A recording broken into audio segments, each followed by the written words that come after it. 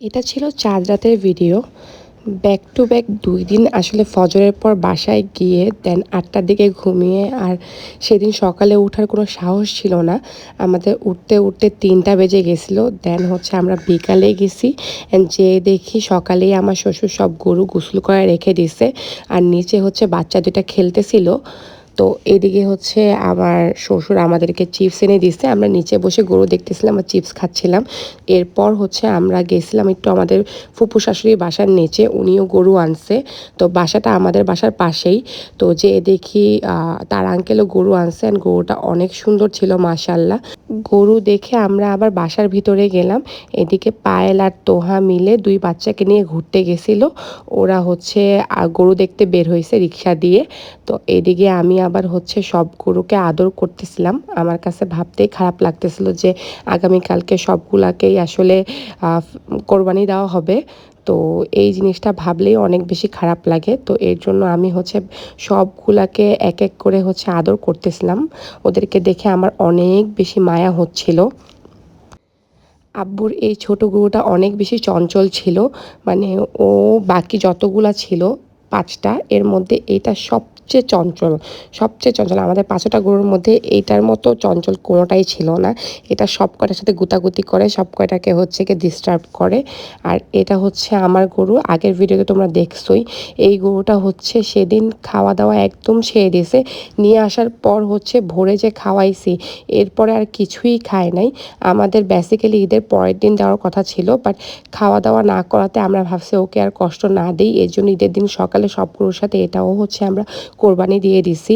কিছু করার ছিল না। আর আমার খুব মায়া লাগতেছিল গরুটাকে দেখে। আর এটা তো দাদি বাসার বড় গরুটা, এটাও অনেক মায়ার, অনেক শান্ত ছিল মাশাল্লাহ। এবার সব কয়টা গরু অনেক শান্ত আসছে, একটাও পাগলা গরু আসে নাই। সব কয়টার সামনে যাওয়া যাচ্ছিল, আদর করা যাচ্ছিল। এটাও প্রচুর শান্ত ছিল।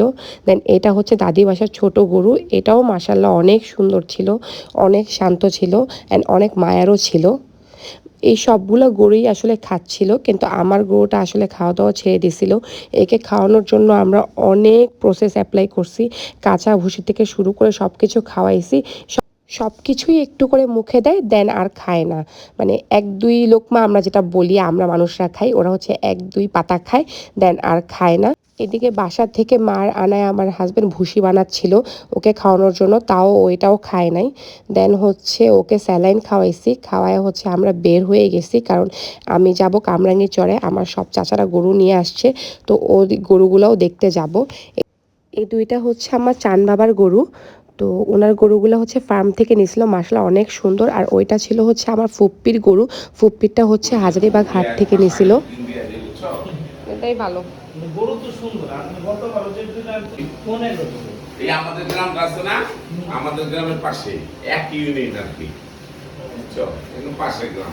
পৌরসভা থেকে 5 মিনিট লাগে হাইওয়ে গেলে। ও আচ্ছা। এটা হচ্ছে আমাদের মেজো আব্বুর গরু, ওনারটা হচ্ছে হাজারীবাগ হাট থেকে নিয়েছিল।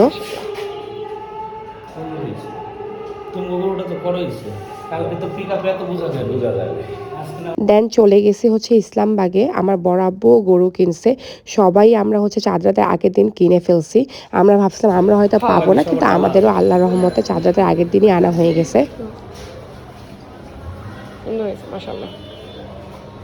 এরপর আমি আবার শ্বশুর বাসার নিচে গেছি, দেখে মনে হচ্ছিল ছোটোখাটো একটা হাট। আজকে এই পর্যন্তই, দেখা হবে নেক্সট ব্লগে। আল্লাহ হাফেজ।